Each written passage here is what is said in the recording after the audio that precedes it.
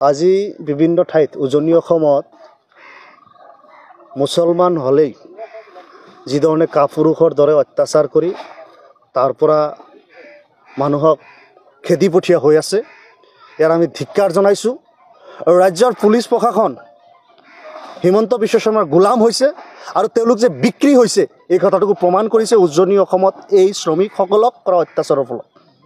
আজি শ্ৰমিকসকলক যি ধৰণৰ অত্যাচাৰ কৰিছে, ভাৰত ৰাষ্ট্ৰৰ ভিতৰত মানুহৰ গণতান্ত্ৰিক অধিকাৰ আছে, তেওঁলোকে ৰাষ্ট্ৰ এঠাইৰ পৰা আন ঠাইত গৈ জীৱিকাৰ কাৰণে যাব। আজি যিসকলে সেই ভঙা চিঙাৰ দোকান কৰিছে, যিসকলে সামান্য শ্ৰম কৰিছে, তেওঁলোকক তাৰ পৰা কাপুৰুষৰ দৰে অত্যাচাৰ কৰি বিতাড়িত কৰা কাৰ্যক আমি ধিক্কাৰ জনাইছোঁ।